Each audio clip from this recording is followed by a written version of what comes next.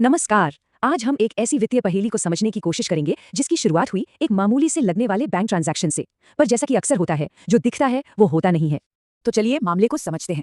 एक वेतनभोगी कर्मचारी जिनकी एक तय आमदनी है, वो अपनी पूरी सालाना आय का लगभग 28% एक राजनीतिक पार्टी को दान कर देते हैं। अब ये सुनने में थोड़ा अजीब लगता है ना?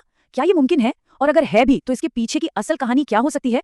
देखिए, ये कोई छोटा मोटा दान नहीं था। ये इतना बड़ा और असामान्य था कि इसने एक जांच की शुरुआत कर दी। और ये जांच हमें फर्जी राजनीतिक दान की एक बहुत बड़ी दुनिया में ले गई। ये एक ऐसा तरीका है जिसमें काले धन को सफेद करने के लिए राजनीतिक पार्टियों को सिर्फ एक मोहरे की तरह इस्तेमाल किया जाता है। तो जब जांचकर्ता ऐसे किसी केस को देखते हैं तो वो इस पहेली को कैसे सुलझाते हैं? वो कुछ खास संकेतों, कुछ रेड फ्लैग्स पर ध्यान देते हैं। ये ऐसे सुराग होते हैं जो साफ साफ इशारा करते हैं कि कुछ तो गड़बड़ है। तो ये चेतावनी के संकेत क्या हैं? पहला, जैसा इस केस में हुआ, दान किसी की आय के मुकाबले जरूरत से ज्यादा हो। दूसरा, पैसा अकाउंट में आते ही फौरन कैश में निकाल लिया जाए। या फिर कई अलग अलग लोग एक ही पार्टी को एक जैसी ही रकम दान कर रहे हों। ये सब इस बात के इशारे हैं कि जो दिख रहा है वो पूरी सच्चाई नहीं है। तो चलिए अब जरा पैसे के इस सफर का पीछा करते हैं। देखते हैं कि ये पैसा डोनर के अकाउंट से निकलकर आखिर जाता कहाँ है। और यहीं पर सारा खेल सामने आता है। पैसा राजनीतिक पार्टी के खाते में आया जरूर, लेकिन वहां रुका ही नहीं। उसी दिन उसे एक बिचौलिए संस्था को आगे बढ़ा दिया गया और फिर सिर्फ 3 दिनों के अंदर पूरी की पूरी रकम कैश में निकाल ली गई। मतलब पैसे का कोई निशान ही नहीं छोड़ा गया, वो सिस्टम से गायब हो गया।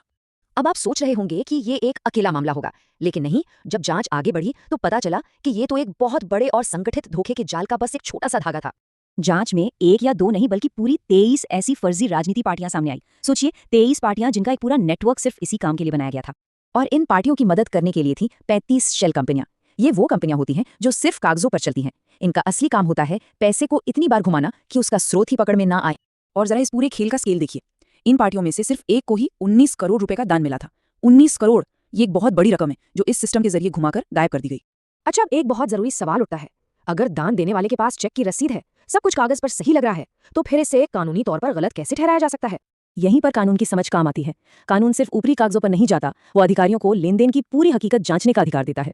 तो एक तरफ है कहानी जो रसीद बताती है, और दूसरी तरफ है असली कहानी जो सबूतों से सामने आती है कि कैसे पैसा फौरन घुमाया गया, शेल कंपनियों से गुजरा और वापस कैश बन गया।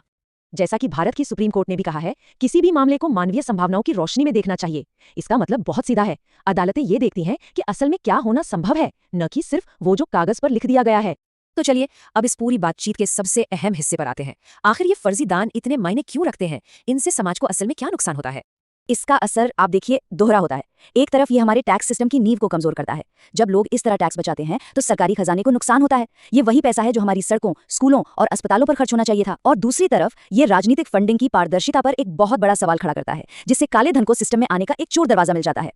और यहीं पर हम एक बहुत बड़े सवाल के साथ रुकते हैं। जब पैसा इतनी आसानी से पर्दे के पीछे से घूम सकता है, तो फिर सच्ची राजनीतिक पारदर्शिता का क्या मतलब रह जाता है? ये एक ऐसा सवाल है जो उस पूरे सिस्टम को चुनौती देता है जिसे ईमानदारी और साफ सुथरेपन को बनाए रखने के लिए बनाया गया है।